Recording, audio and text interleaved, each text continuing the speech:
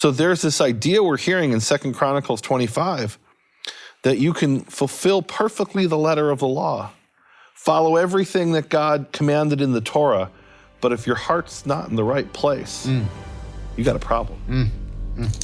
Wow. You are listening to Hebrew Gospel Pearls with Nehemiah Gordon and Keith Johnson, exploring Hebrew New Testament manuscripts for yesterday, today, and tomorrow. Shalom, welcome to Hebrew Gospel Pearls, episode 18. I'm so excited. We're going to continue talking about the Sermon on the Mount, the section known as the Beatitudes, the section that begins Ashrei, blessed is. And today we're going to be talking about Matthew chapter 5, verse 8. Excellent. What you called the buffet of the biblical Beatitudes. Look at all this stuff. I feel like, you know how you get to the buffet and first they give you the macaroni and they give you the mashed potatoes, and now we're at the steak. Excellent. That's how I feel here. So the verse reads in Hebrew Matthew, Ashrei zakeh halev, blessed are those pure in heart, vehema yiru Elohim, for they will blank God. And I'm saying blank because it could be interpreted the way it's written in most of the manuscripts of Hebrew Matthew in two different ways. I've talked in the past, those who follow my teaching, about something called hollow verbs. I won't get into that. It's a bit complicated. But every verb, adjective, and noun in the biblical Hebrew has a three-letter root. And the three-letter root, sometimes some of those letters will drop out, and that creates what's called hollow verbs. And because of that, you don't always know in a particular context which root it is. And here it could be two different roots. It says, and they will yiru Elohim.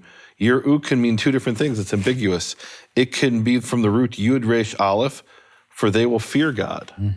Or it could be from the root Resh Aleph Hey, for they will see God. And certainly the standard English translations and the Greek translate based on the word see. Yes. For example, NRSV, blessed are the pure in heart, for they will see. In the Greek, opsontai, God. They're going to see God. But there's a possibility of the Hebrew being translated for they will fear God. Now, what's interesting is there's two manuscripts of Hebrew Matthew. And Howard didn't have access to this information. There's manuscript W and manuscript... You're at the steak already? Wow. Actually, manuscript B he did have access to, so I'm assuming it's in his notes there. But I looked at the 20 surviving manuscripts, and it has Shehema Yir'eh Elohim, for they are those who fear God, and that's unambiguous. So two of the copyists, at least, either had their source or they maybe made a mistake and changed they see God or they fear God to they are they who fear God unambiguously. Well, that's interesting. And as a third manuscript, manuscript J, which has something like fear. So there's a possible way of reading it in the Hebrew, not in the Greek, though.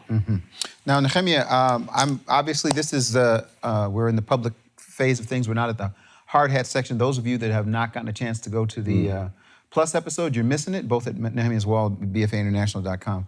But let me just say something. I got to give a little context to this. So this is going to be a little touchy. Just a little touchy. Say a little touchy. A little touchy. So we had some time between episode 15. If you didn't see episode 15, you got to go see it.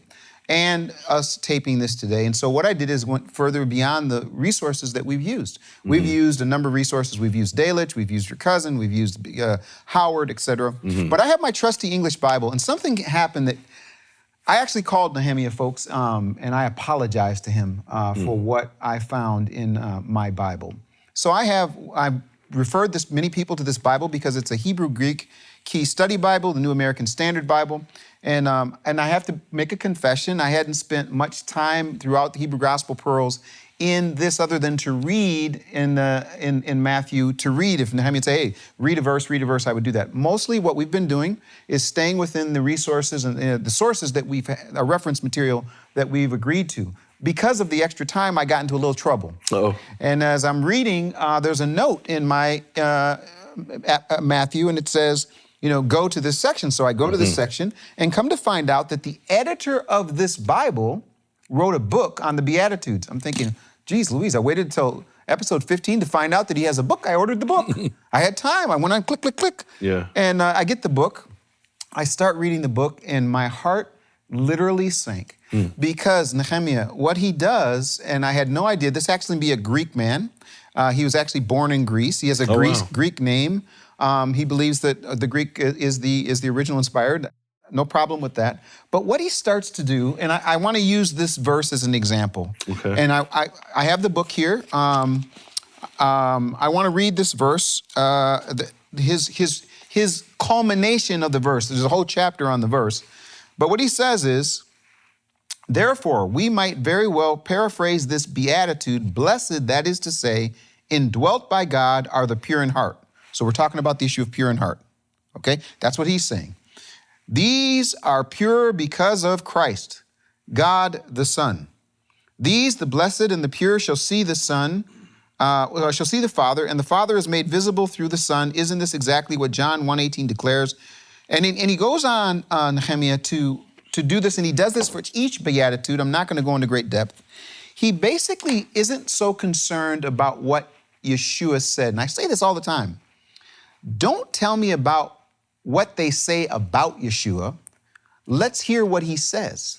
And this book, I have to say, and I said I apologize to you, because based on this book, you and I can't do this series. If this is my only resource, his translation and his book, he's the editor of the entire Hebrew Greek Study Bible in the NASB. The editor is telling me that if you're going to have a conversation about the Beatitudes, it's got to be theological. And it's got to be theological from the perspective of the present-day Christian or Western Christianity, which means that I've said this many times, I don't mind saying it on live here. I believe that we could have been at the Sermon on the Mount listening to the Beatitudes, and I think that there was a message for us back then, and I think it's for us today. The problem I have with the editor is he leaves what we call language, history, and context. He left the language issue no history and no context, and dives into theology and literally cuts out the opportunity for you and I to be in our 19-year journey. If I'm not doing what he wants me to do, and he says it in the beginning of his book, he says it's all about one thing. It's all about evangelism. Evangelism of his understanding of the theology that was created through the Beatitudes. And I just had to say, I said I apologize because when I read it, my heart sank. I thought I could have never been in a relationship. We could have never had this conversation if that was the focus that I was using to speak to you. What have we done instead? We've come together on common ground to think about this, to find out what the language, history, and context of the words of Yeshua are. If I go by his approach, I talk to you only about what they say about him theologically, not what he said. So that's a big controversy, but I had to bring it up. I called you ahead of time. So I want to understand why he did what he did, right? And I think it's pretty clear. So it's almost like it's not almost like it is. There are a bunch of things that Yeshua taught that don't fit Christian theology. And it's not that they're necessarily contrary to Christian theology in many cases, but they don't fit the emphasis of Christian theology. Yes. The emphasis of Christian theology is you've got one job, and that job is believe in certain theological doctrines or you're going to hell. And those theological doctrines may come from the New Testament. It's debatable whether they do or not. What's not debatable is they were clearly formulated for the first time at the Council of Nicaea and later the Council of Constantinople in 325 and then 381. The version we use today, we meaning not me, Christians, is from the 381, the Council of Constantinople. And what he's basically saying is, look, if this doesn't fit the creed, the Nicene Creed or the Constantinople Creed, what's it doing in the New Testament? Oh, wait a minute. And so he's taking statements that Yeshua taught to a Jewish multitude of 5,000 people at a mountain that we went to together, a Sermon on the Mount, and he's saying, whoa, I mean, this doesn't fit our theology. And it reminds me of when you were sitting in my parents' house and you were sharing with my father about Isaiah 56. It's a famous story. We won't go into the whole story. But you're showing my father what it says in Isaiah, how you've joined yourself to the God of Israel and the people of Israel. And his response was, you don't count. You don't count. And what he was really saying is, I don't care what Isaiah said. Whatever Isaiah said has to fit into our paradigm of rabbinical Judaism. And if in rabbinical Judaism, becoming part of the people of Israel and the God of Israel requires standing before a council of 3 rabbis who have overseen you being educated in their doctrines, and then you pass literally a test, and like an academic test, right, of do you know this information? and then you get immersed by them in the mikvah. Well, Isaiah 56 doesn't say anything about that, but we have to force Isaiah 56 to fit our doctrine. Right. And it seems to me like what he's saying is, wow, these are beautiful things Jesus said, but they don't fit what we've been taught Christianity is. Yes. Let's make them fit. Yes. And if we have a definition from the Council of Nicaea that to be pure in heart means you profess this particular doctrine in this particular way, and I'm not saying whether that doctrine's right or wrong. I leave that to talk to your pastor, rabbi, or priest. That's not for me as a Jew to tell you if it's right or wrong. But Yeshua doesn't mention that doctrine in Matthew chapter 5. And it reminds me of another verse that we've talked about in the past. And it's this verse that is very problematic to Judaism, whether it's Karaite Judaism or Rabbinical Judaism. And it's the verse where God says in Psalm 145, verse 18, he says, Karov Yehovah lechol korav. Yehovah is close to all who call upon him. Lechol asher yikruhu ve'emet, to all who call upon him in truth. Amen. Well, we know that's not true. How do I know it's not true? What if you call upon Yehovah, but you eat pork? What if you call upon Yehovah and you don't keep Shabbat? I'm talking from the Jewish perspective, then God can't be close to you. How about we let God do God and we do us? That's, right? I mean, you could say, well, think about this. Wait, in a sense, this is heresy to say God is Yehovah is close to all who call upon him, to all who call upon him in truth. Well, now we've got to define truth as you've got to do these specific things and profess this specific doctrine. What if you have a different understanding of God than me? Well, no, then God's not close to you. How about we take God at his word? Well, let me. You told me something, and we're in controversy already, folks. So let's just keep going. You told me something where someone actually said to you that they took the Apostles' Creed and put it in the Bible as a part of... Well, I was having a conversation with someone, and he was explaining to me, and look, I said to him, I filter everything through Deuteronomy 6:4. Right, that's what it was. Shema Yisrael, Yehovah Eloheinu, Yehovah Echad. Hear, O Israel, Yehovah is our God, Yehovah is one. Everything in the Tanakh, I filter through that. It's got to fit that. And really, I filter everything I take the Torah, and everything in the prophets has to fit the Torah, and everything in the writings has to fit the prophets and the Torah. And if there's something in Amos that doesn't fit the Torah, well, I go by the Torah. Yes. And I say either I don't understand Amos, or or maybe Amos is a false prophet. I don't think that, but I leave that open as a possibility. It's got to fit the Torah according to Deuteronomy 13. Amen. And this gentleman I was speaking to opened up, he had a Bible, and he turned it over to the beginning, and he opened up the cover, and he said, I filter everything through this. And what was he it? pointed to the Nicene Creed. And I said, how interesting you had to paste that into your Bible. It was not in there. And he said, well, it wasn't formulated clearly.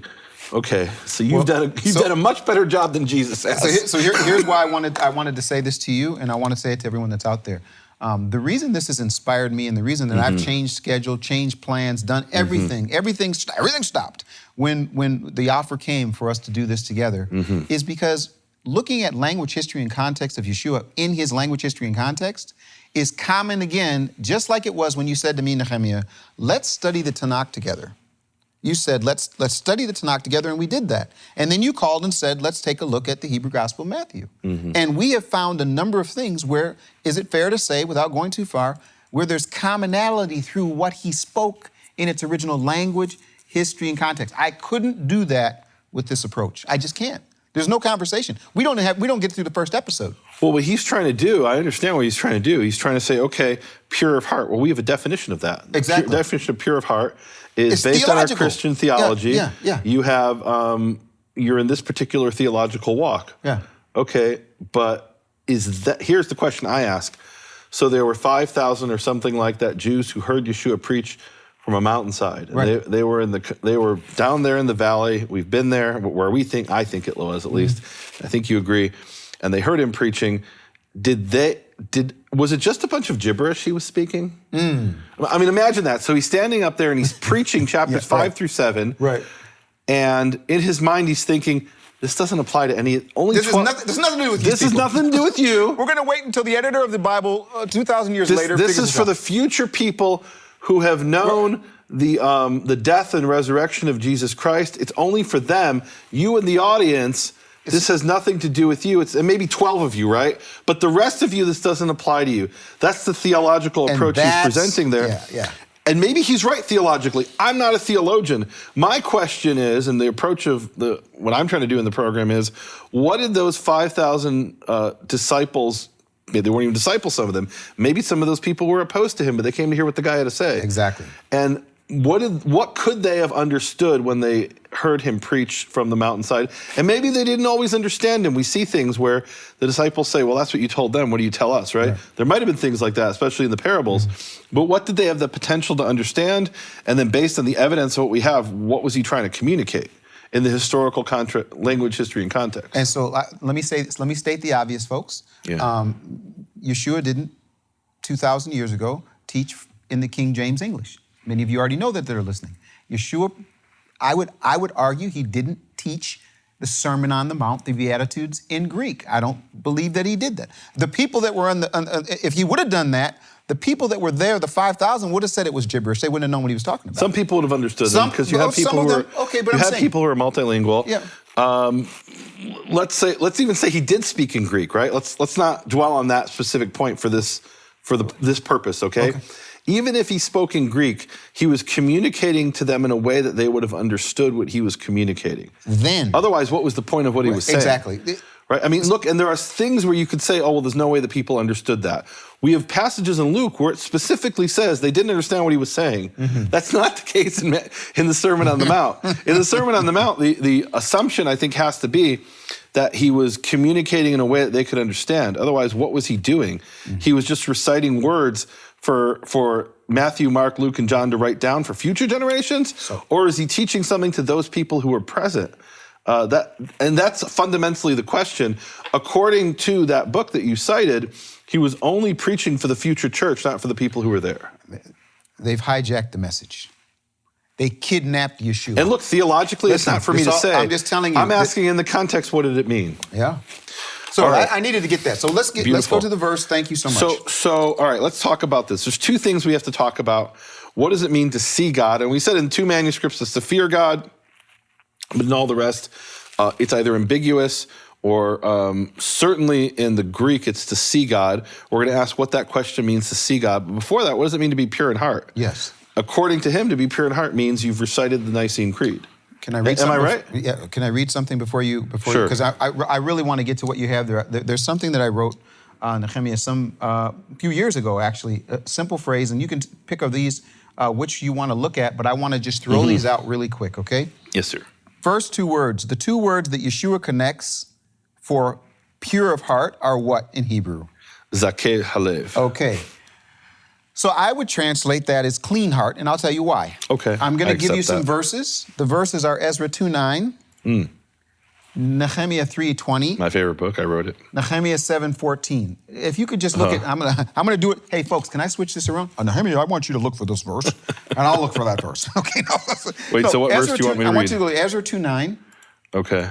And if you can read that, and here's what I love about our experience in the past, is what really, really, really inspired me and caused me to be quite frustrated was when I was looking over your shoulder and you had the Hebrew Bible in front of you and you were reading in Hebrew, but you were translating in English. Would you do me a favor and take me back to those days of the old city of Jerusalem? We're but walking. I won't let you look. I won't. I don't want to see it. So I want you to go to Ezra 2:9. I just want you to pick a couple of these and give me, and folks, remember, can you tell them the two words that Yeshua is using? I'm sorry. That in Hebrew, these two words... Zakeh Halev. Zakeh Halev. Now, can you read Ezra 2:9? So Ezra 2:9 is giving a list of different people who were involved in the return to Zion, and it says the sons of Zakkai, 760. So Zakkai was somebody's name. Okay, excellent. Now go to Nehemiah 3:20. And Nehemiah 3:20 is I think it's a repeat of the same list. Okay. So after him... Nehemiah 7:14. I tell you, go to 7:14. We can make 3:20 is interesting because here we have Baruch, the son of Zabbai, in the body of the text, and in the margin it says Zakkai. That's interesting. And there we have clearly what is, I shouldn't say clearly, in my opinion, what we have is clearly a graphic confusion between the letter Bet and the letter Kaf in the square Hebrew script. Excellent. Okay, what was the next one? Nehemiah what? Nehemiah 7:14.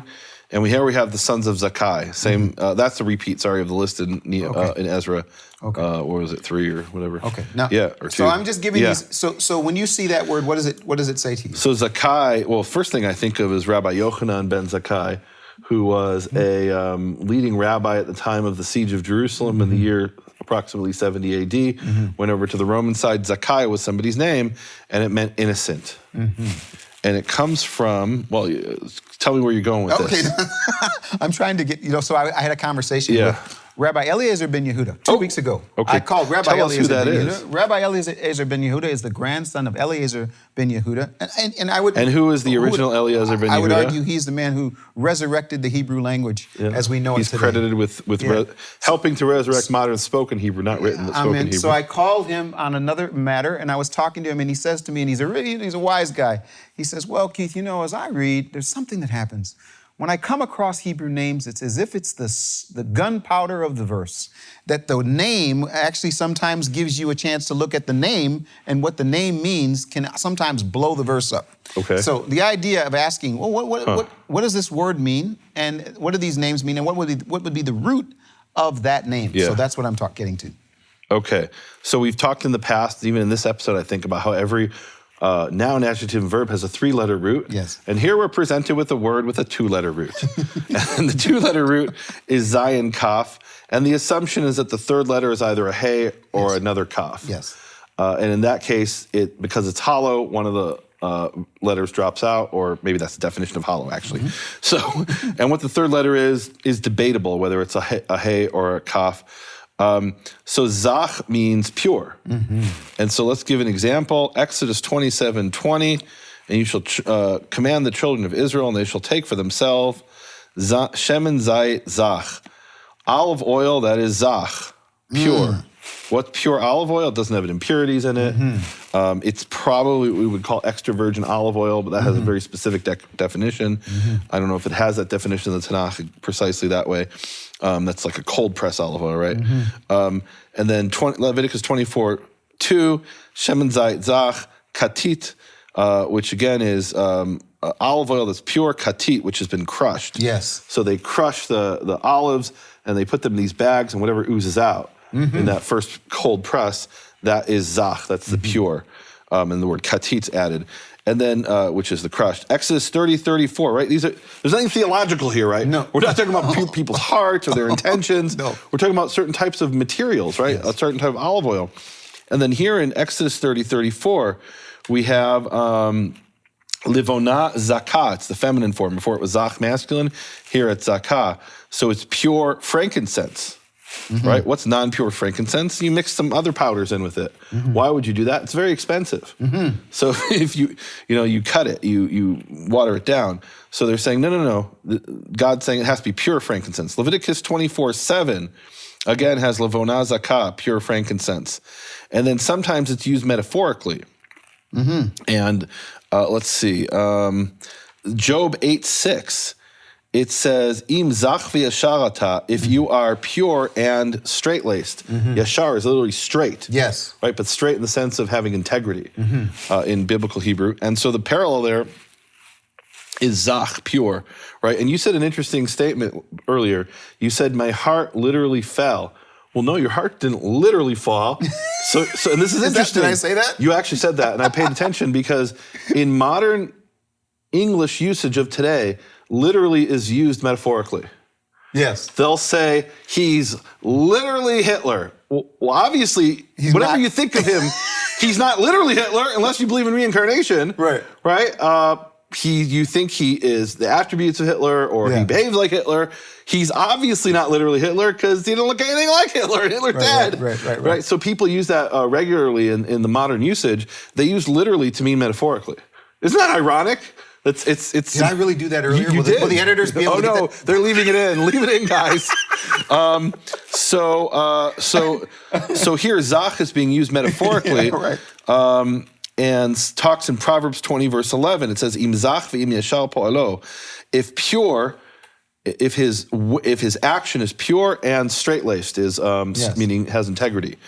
But again, even straight-laced is a metaphor, right? What does straight mean? Doesn't mean what it means in modern English. Straight means similar to straight-laced, that you're walking the straight path, rather than the crooked path, right? But metaphorically, I'm not walking any path, right? I'm sitting in a chair, right? And I'm sitting in a chair. Am I doing things that are righteous or unrighteous? Righteous is straight, unrighteous is crooked in the biblical Hebrew. So we have this usage in the Tanakh where zach means for your actions to be pure. And it comes metaphorically from pure materials, like pure frankincense and pure olive oil. And the olive oil is strained out, right? You could have all kinds of impurities. You can add some water to it. So the pure olive oil is just pure, right? So now we go back to this verse, zakeh halev, pure of heart, right? It means having a heart that has... meaning there's no impurities in your heart, right? Think of frankincense and the olive oil. There's no bad stuff mixed in there, right? You're doing something righteous. That's what it means, I think.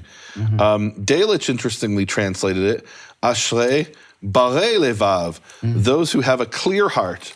He used the word bar from Baruch, clear. Oh boy. And why did he do that? It was a reasonable translation, right? I'm not saying it's wrong. It's different than the way Shem Tov Hebrew Matthew has it.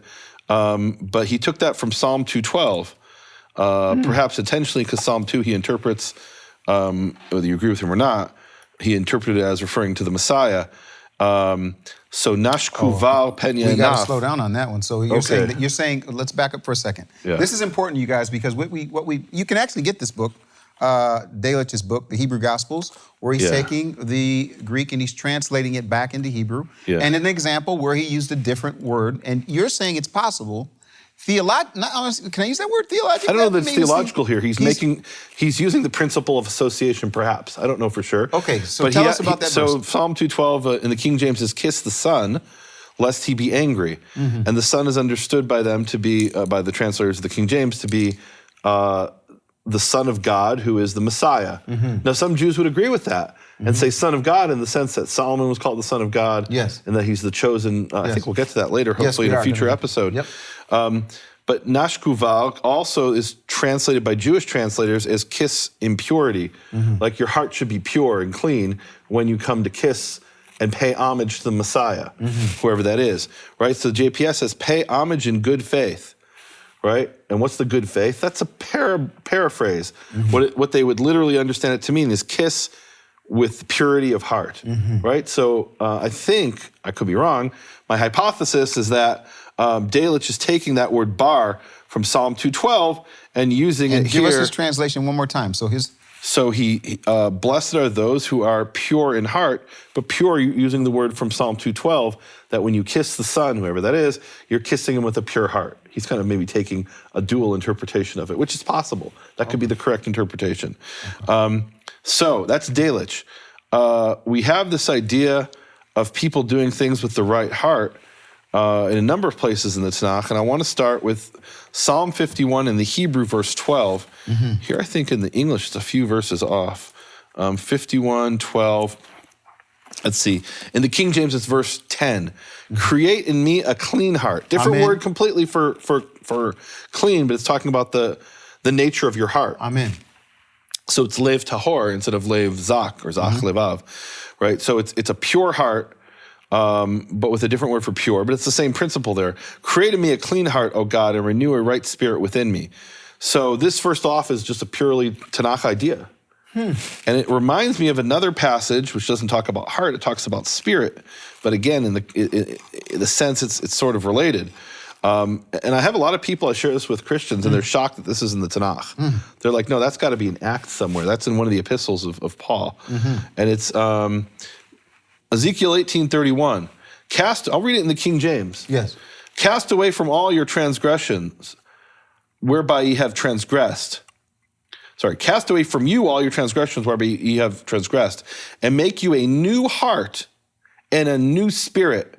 For why will you die, O house of Israel? For I have no pleasure in the death of him that dies, says Lord Yehovah. Wherefore, turn yourselves and live ye. So here in Psalms, the prayer is to create in me a new heart.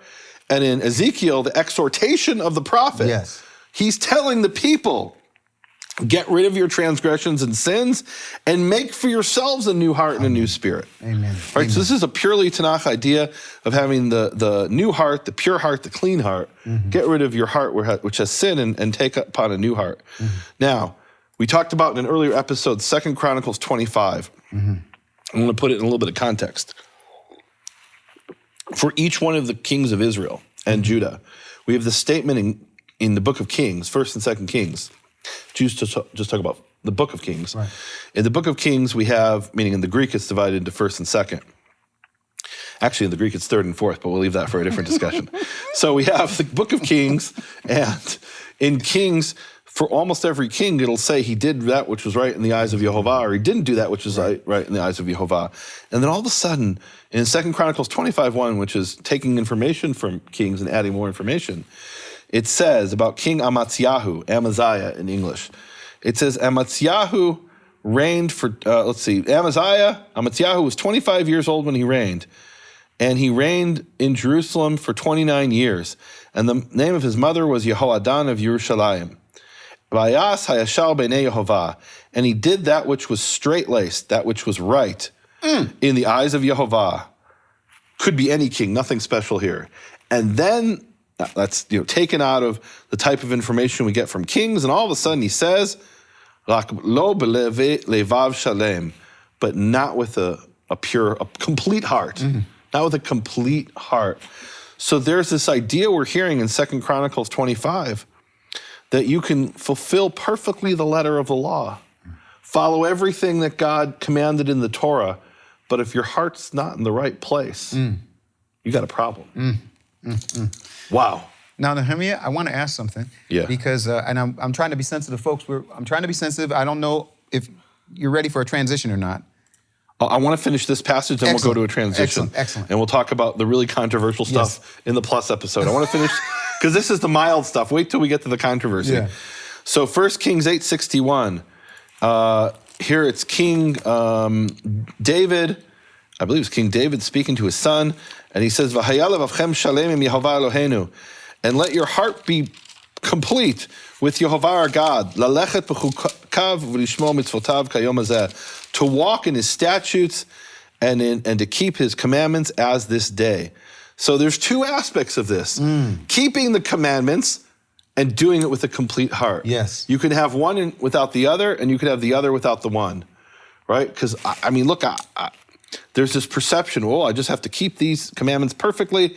And then this is actually something I was taught in rabbinical Judaism, that if all Israel keeps 2 Shabbats in a row perfectly in accordance with rabbinical law, the Messiah will automatically come. Just 2.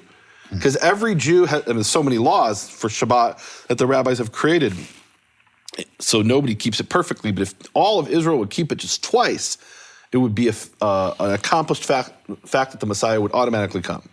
And what we're hearing here is it's not enough to do it perfectly, whether it's according to God's commandments or the rabbinical, right? That's a different question. But it's not enough to do it perfectly. You have to have the complete heart. 1 Kings 15:4. And this is interesting because this is the exact opposite of Amaziah in the book of Kings. Amaziah did everything yashar, straight-laced in the eyes of Yehovah, straight, but now with a complete heart. Now it's King Asa, and the high places he did not remove, but Asa did, Rak levav Asa haya shalem im Yehovah. However, the heart of Asa was complete with Yehovah all of his days. Amen. So Asa didn't fulfill the letter of the law. He allowed the high places to remain, but his heart was in the right place. And that's, what? How can your heart be in the right place if you don't do that which is right? Because God is the judge of all the earth. God decides. He looks in our hearts. That's how merciful he is. And he knows what it is we intended. Psalm 24, 3-5. I'm going to skip over that, guys. Look it up. Psalm 73:10. And therefore the people turn in praise and find no fault in them. And they say, how can God know?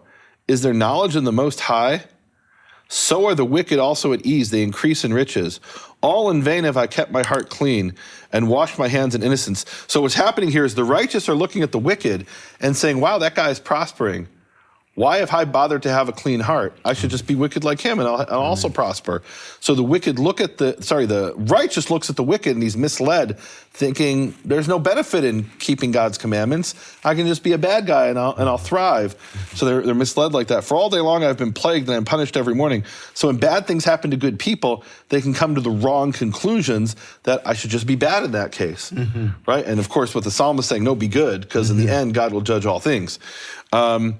Proverbs 16:2, all the ways of man are pure, zach, same word as in Hebrew Matthew, are pure in his eyes.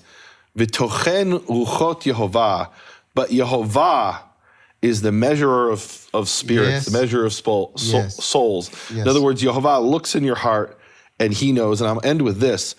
Psalm 44:21-22. Look, guys, there's also Jeremiah 17:10. I am Yehovah who investigates the heart, who examines the kidneys, right? It makes it sound like he's some kind of surgeon. No, but the kidneys is we think of the thoughts having in your brain, in your head, which they also had that idea, but they also have this idea of it being in your kidneys. So Yehovah is going to look into your heart, look into your thoughts, giving each man according to his ways and according to his actions, right? So God judges you based on your actions, but he also takes into account what's in your heart, according to Jeremiah 17:10. Also, 1 Kings 8:39, guys, look it up. But now, Psalm 44:21-22 is incredible.